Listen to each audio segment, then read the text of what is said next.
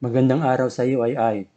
Ang tanong ko ngayon sa iyo ay, anong kabutihan ang pwede kong gawin ngayong araw tungkol sa isang kaibigan? Maraming salamat. May kasabihan na, ang tunay na kaibigan ay hindi lang nakikilala sa panahon ng tawanan, kundi lalo na sa panahon ng katahimikan at pagsubok. Magandang pagmuni-munihan ngayon ang tanong na ito. Ano ang isang kabutihan na pwede kong gawin para sa isang kaibigan ngayong araw? Hindi kailangang enggrande ang sagot. Hindi mo kailangang gumastos ng malaki. Hindi mo kailangang maglaan ng buong araw. Minsan, sapat na ang ilang minuto para maipadama sa isang tao na mahalaga siya.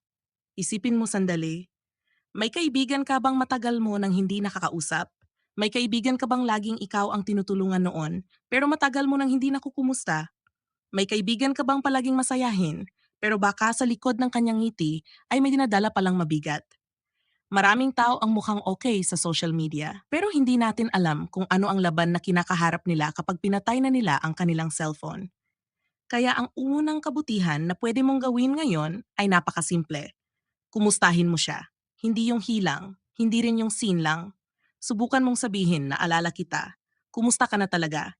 Yung salitang talaga ay mahalaga dahil ipinapakita nito na interesado ka sa totoong kalagayan niya. At kapag sumagot siya, makinig ka. Huwag agad magbigay ng solusyon. Minsan, ang kailangan lang ng isang tao ay may handang makinig. May mga problema na hindi nawawala dahil sa payo, pero gumagaan dahil may nakinig. Isa pa sa magandang gawin ay ang magpasalamat. May kaibigan ka bang naging bahagi ng buhay mo? Nagpasaya sa iyo? Nagbigay ng lakas nung gusto mo ng sumuko? Sabihin mo yon. Huwag mong isipin na alam na niya. May mga salitang hindi natin nasasabi dahil akala natin may oras pa, pero walang nakaalam kung hanggang kailan ang pagkakataon. Pwede kang magpadala ng simpleng mensahe. Salamat dahil naging kaibigan kita. Isang pangungusap lang. Pero baka iyon ang pinakakailangang marig ng taong iyon ngayong araw. Isa pang kabutihan ay ang magpatawad. Baka may kaibigan kang hindi mo na kinakausap. Hindi dahil masama siyang tao, kundi dahil may hindi kayo pagkakaunawaan, hindi madaling magpatawad. Hindi rin ibig sabihin nito na tama ang ginawa niya.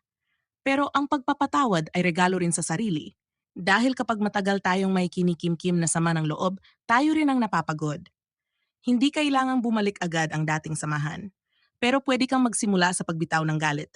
Isa pa, purihin mo ang kaibigan mo. Hindi yung pambobola, kundi ang totoong papuri. Sabihin mo kung ano ang hinahangaan mo sa kanya. Baka sipag niya, kabaitan niya, pagiging mabuting magulang, pagiging responsible, pagiging tapat. Hindi natin alam kung gaano kalaki ang epekto ng isang taos pusong papuri. Maraming tao ang sanay makarinig ng reklamo. Kaunti lang ang nakakarinig ng appreciation. Pwede mo rin siyang ipagdasal.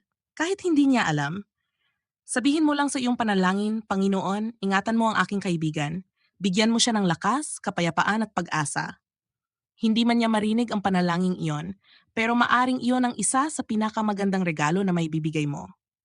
Isa pang kabutihan ay ang alalahanin ang kanyang pangarap.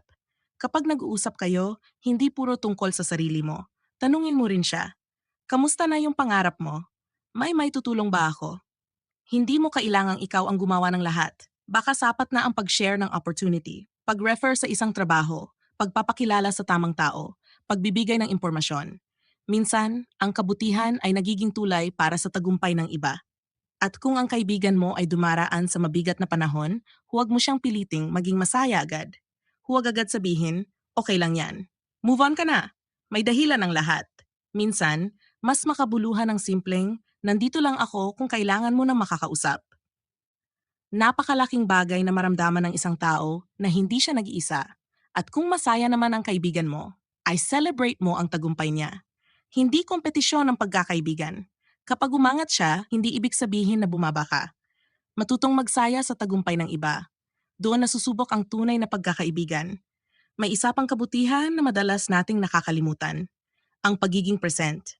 Kapag may kausap kang kaibigan, ibaba mo muna ang cellphone. Tumingin ka sa kanya, makinig, magbigay ng buong atensyon. Sa panahon ngayon, napakaraming tao ang konektado online pero kakaunti ang tunay na present.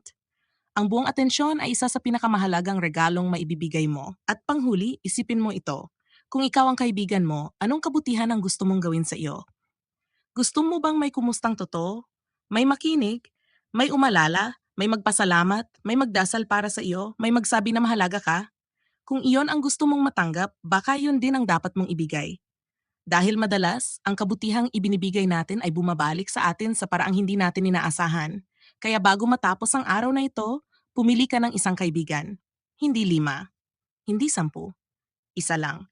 At gumawa ka ng isang kabutihan para sa kanya. Maaring isang tawag, isang mensahe, isang pagbisita, isang panalangin, isang yakap, isang taos-pusong pasasalamat. Hindi mo alam. Baka ang maliit mong kabutihan ang maging dahilan kung bakit gumaan ang araw niya. At baka balang araw, maalala niya hindi ang regalo, hindi ang halaga ng ginastos mo, kundi ang katotohanan sa panahong kailangan niya ng isang kaibigan. Nandoon ka.